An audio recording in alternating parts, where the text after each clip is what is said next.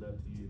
It's better to say something about everything than to say a lot about one thing and nothing about the rest. So I would, if I'm running out of time, I'm going to write very short answers to each of those calls and try to have something about all of them.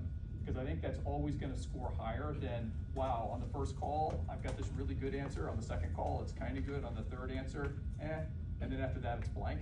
It's just not going to score well. So try and say something about everything.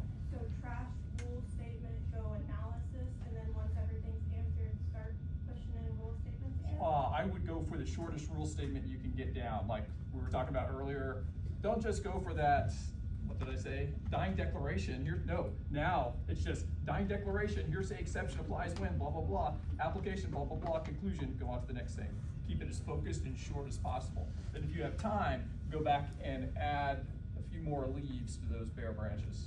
That's exactly what I would do, because when in Mississippi, whenever you get your grades back, you start realizing, oh, this could have been as simple as a yes or no answer whenever you're developing your essays. Whenever we got the rubric back, and it was, okay, yes, and then you develop it from there. So they counted a lot of points to just saying yes. And mind you, then you develop into the rule, and as long as you're writing, like what Professor Murphy was saying, as long as you're writing the rule down, and then you can move on to the next call, and then come back and provide more information on top of that. Sometimes sometimes staying simple wins the day. Okay, I'm gonna go you first and then you. Sure. Can we be able in board, come back to, like you said, shortly, answer all questions, and then if I save the time, can I go back to previous essays and put more information? Yes, within the 3 hours, you can bounce around between the essays however you want. Oh. And then, so I've noticed when I'm doing multiple choice practice sets, the first 9 or 10 questions I will do very well on, miss 1 or 2, and then somewhere in the 10 to 25 range, I just die and miss like 5 in a row. And so just strategies for maintaining focus and maintaining the energy as we get like into the middle of the long practice sets. Actually, you'd be surprised to see how many people have the same issue. And so oftentimes it's going to be different time frames. So for me, I had a lot of difficulty coming back from lunch and going back in and doing the multiple choice. And so, you know, there is no shortcut to running a marathon. That preparation, building up your stamina to be able to last through. Right now, you're going through 34 plus questions each day, if not more, 34 to 68. And so, as you build, you're going to be doing 50 question sets and then 100 question sets. So, continuing to build up that stamina now will help you in the future. And the fact that you're seeing that now, you know, what a lot of people do and advise, and this is what I did and helped me be successful, is you're only allowed to bring in, for us it was a bottle of water. And so, you know, I'd take a sip, wait 10 seconds, let my brain clear, let me get back refocused, and then go into the question set if I see myself kind of getting distracted. And then again, if I'm having trouble, if that's on like, let's say that's on question 12 to 15, and then again back at question 20, you know, maybe then I stand up, step out of the room, and, you know, take a couple of seconds to just clear my brain out and kind of wake back up, because it truly is running a marathon. You can't just run a marathon out the gate and get a good time and expect to be able to do well. I guess to follow up on that, with the moving around, are we able to just get up and walk out and go to the bathroom? Do we have to wait to like one person out at a time? You are allowed to, well, for my exam, we were allowed to get up and go to the bathroom as we saw fit. You didn't have to wait on anybody else. There was no line. You could get up and go to the bathroom. For sure, that's how it is in Texas too, but I will ask some past examinees to make sure I've got that right. I'll be taking Texas in February, so. I will also let you know how that is whenever I go through it. You won't care anymore because he won't pass. But he's exactly right. It's a stamina issue, right? We're going to work on stamina. Today was probably the longest question set you've done. But maybe the first time you've ever answered 45 questions on 3 different topics. So you're going to gradually build up that stamina. And it's not just stamina for longer question sets. You'll answer at least 4 100 question sets in Themis and QBank before the end of the summer. I'm going to shoot for 6. I'll talk about it in the blog. But it's not just the question sets. It's also being able to sit there and focus for 3 hours at a time. Now, you don't really need to be working on that now. Right now, I still recommend that you work for an hour, then take a little break, then work for an hour, then take a little break. Neuroscience says that is the optimal time, well, not optimal, that is the maximum time that you can actually focus on something. But for the bar exam, you have to be able to focus for at least 3 hours at a time. So starting in July, what we're going to do is shift your study schedule so that you're studying for longer and longer blocks, eventually for 3-hour blocks without taking a break. And that's going to suck, but it's necessary to build up your stamina for exam day. And if you're currently a night owl, we're also going to start shifting your study schedule so that you're studying at 8 o'clock or 9 o'clock in the morning. That way on exam day, it's not like you get in there and need to take a little nap because you're not used to getting up that early. So that, and if you're a coffee achiever, if caffeine is part of your diet, you got to figure out what's the optimal dose of caffeine so that you don't have that caffeine crash 10 questions into the afternoon session on the MBE. Now, does anybody have the opposite question where it takes you like 10 questions to get warmed up and then you're good to go? So if you have that actually comes up more frequently, I think. And the suggestion that I've made to people in the past that they've actually done is, if it takes you 10 questions to get warmed up, then when you get to the exam site, but before you go into the exam, whip out QBank or Adaptive or whatever you're using and answer some questions just to get warmed up. And then when you get in there, your brain should be firing on all cylinders. It actually works. So building on that question and on the answer, so another strategy that I did is for lunch, I ate very lightly because I saw some people that would go out. There was, at my examination site right across the street, there was like an Arby's, a Chick-fil-A, all these different delicious places that you can stuff yourself, and then, all right, how do I refocus after eating a huge lunch? So what I did was a protein shake and a bag of cashews, and I survived with a massive cup of coffee after that. But whatever you do, whatever you're planning to do for lunch, you should practice doing like in July, like have that lunch on the days that you're studying so that you know how your body's going to react. And I'll tell you this, we've rented out Panera about half a block away from the Allen testing site, and we will be serving lunch to everybody who's taken the exam. Panera, right? Big carby sandwich. Get the salad. Yeah, salad with a little bit of protein. That's very serious. What's up? When a subject says recently tested, does that mean that we should focus more on it, focus less? What do we do with that information? So Nothing. sometimes, and John, you can add to this as you see fit, but what I've seen is that a lot of times they're trying to incorporate modern trends. And so, for example, with torts, you know, the modern trend is going to be what California's implementing. And mind you, the third risk statement. So, but a lot of states aren't necessarily incorporating that into their law. So, you know, there's a little bit of give and take to that.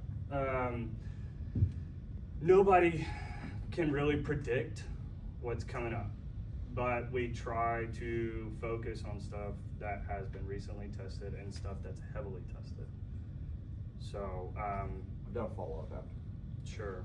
What do you have to add to that? Don't play that game where you're trying to guess what's going to be on the exam. Yeah. Like, we had a guy a couple of years ago, he took the exam twice before he passed it. And the first time, he spent a lot of time looking at past questions, trying to figure out, well, what's likely to come up this time? What did they test last time? So they're not going to test that. And he was kind of right the first time, but he failed the bar exam anyway. The second time, he was completely wrong, but somehow passed. You just have to be ready to go on everything. So yeah, that's interesting that Themis is identifying things that were recently tested. You still have to know it because they might test it again. Well, and mind you, the only reason we're doing that is because, you know, sometimes that's something from like secure transactions. Right. You know, something that isn't a lot of percentage in the exam itself, but something that, you know, it's points. So we want to provide that information. Hey, this was recently tested. It may not have been tested for the past 10 years, but they did it 2 years ago, and here it is. And that's the only reason we do that. It also gives some credibility as to, hey, we actually keep up with the exams each year. So, and I would imagine that every bar course company would do that, but I don't know what our competitors do. So. Second question, sorry. What's up? So like, I haven't got the con law yet, but like, are they testing the Constitution we've had for a while, or like, are they implementing recent changes? There's a 2-year fuse. They will not test any changes that are less than Okay. 2 years old. That means that Dobbs is ripe for testing this year, so it might be on the exam. Hey, that's where it's kind of like, may the odds be ever in your favor. Right. You know, predictability, if you try to Not predict easily something on the bar, it's, you know, even multi-million-dollar companies can't predict it. We try to just prepare you with everything. What's that? There are people on the internet who will take your money to sell you their prediction of what's going to be on the bar exam. Don't fall for it. And it's wrong Like, every they're time. wrong all the time. And then they quietly take their predictions away after. That's not what was on the exam after all. Yeah, Reddit is a deep hole that should not be ventured down. All right, what's up? The MEE, I'm sorry. So the MEE workshop and handout, it has like an outline, Yeah. basically. Is that, Themis saying this is what generally gets tested on the essays? And so we need to focus on that more for the essays, or just saying, these things are generally tested in essays, but also like everything, as you said, is fair game. Like, I'm just confused why we have a MEE outline and an MBE outline, and then just making sure like the purpose of each of those two separate documents. So the MEE outline provides it, you know, for that particular situation, it could provide more tailored rule statements to certain issues.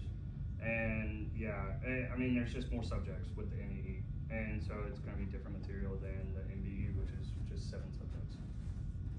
Does that kind of make sense? Yeah.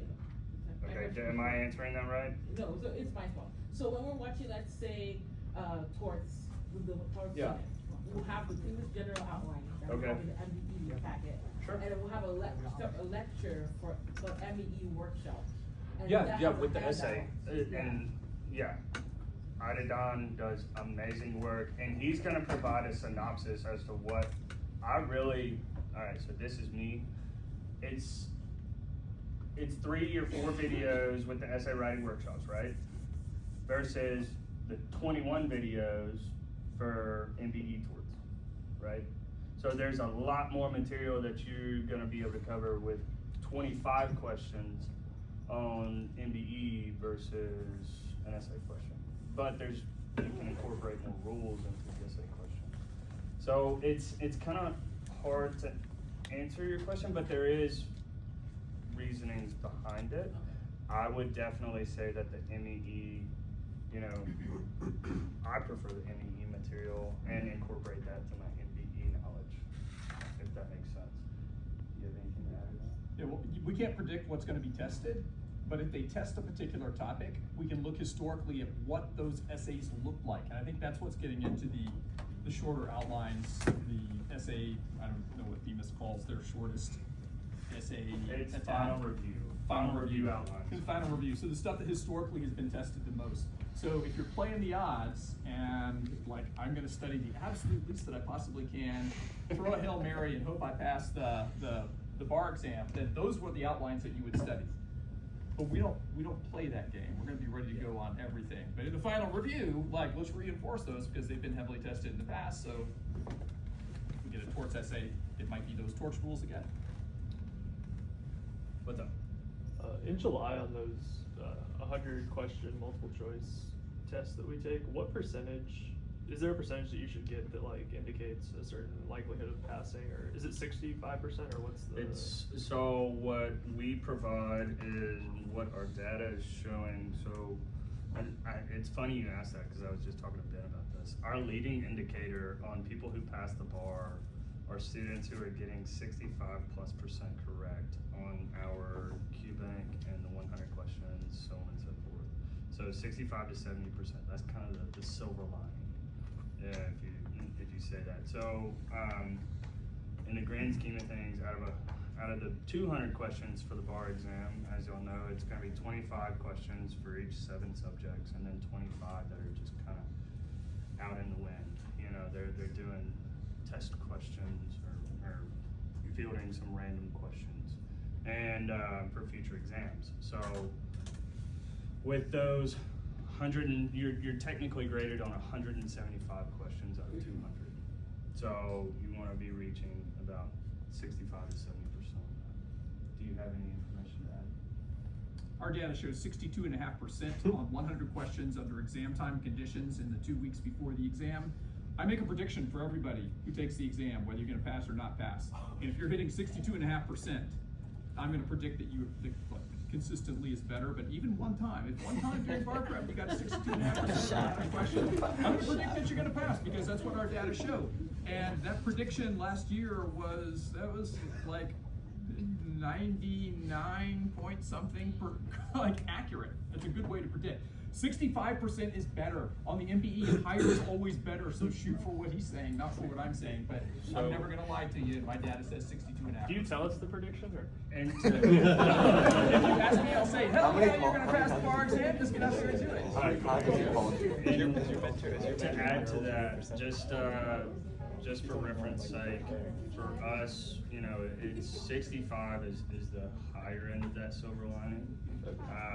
If you're making above that, then you're doing well. The number 2 predictor, what did I tell you the number 2 predictor was?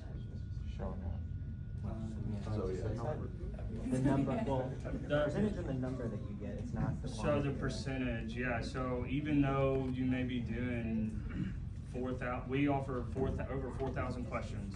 You can complete 4,000 questions, but if you're hitting a 50% rate, it doesn't matter, because somebody who's gonna do 1,200 questions, getting 800 of those questions or 900 of those questions right, will do better than you do after doing 4,000 questions at 50%. Yeah, but if you're doing 4,000 questions, you need to look at your trajectory. It's not like the score on 4,000, because you might start in the 40s and end in the 60s, which puts you in the 50s overall, which looks, but 50s is not good. But if you're ending up in the 60s, if that's where your trajectory takes you, then you're in a good place. Then so he's right, we do the overall average, so. Cool, what's up? Me? Yeah. Oh, sorry. Okay, I didn't know if there was okay, so, my first question is there a trajectory, I know that this is just like the first, practice exam, but is there a certain percentage we were supposed to reach today? Was that just the average? Oh, that was it. So our number 2 indicator, you'll find as you went to the professors conference Yep. this past In April? Yep. So our number 2 indicators for students to pass the bar is how they did on the practice exam 1. It's kind of interesting data. Really, I didn't know that much. Interesting. Yeah, and so that's why I really wanted to focus on this school here, and see how, I mean, y'all outperformed the rest of the state last year, so I really We are was. gonna do it again this year. We're gonna do it again this year, so 100%. I'm really excited to see how y'all's practice exams went. But even though it's an indicator as how you're gonna do, that doesn't necessarily mean that, you'll pass or not pass. As long as you continue, just like Professor Murphy just said, you're going to the right and up on your percentage and passing rates, then that increases your chance of doing better on the bar. I guess my question specifically though was like, you know how you said we should be getting a 62.5 on the hundreds, like once those come, like, was there something like that for today, or is it just like too early to set? So right now, I would go as far as say 60 to 65%. Mind you, because even in your Themis course, it starts off at 50% the first week on contracts and DE questions, right? So then it goes to 55% as to your first 34 question set. They want you to get 55%.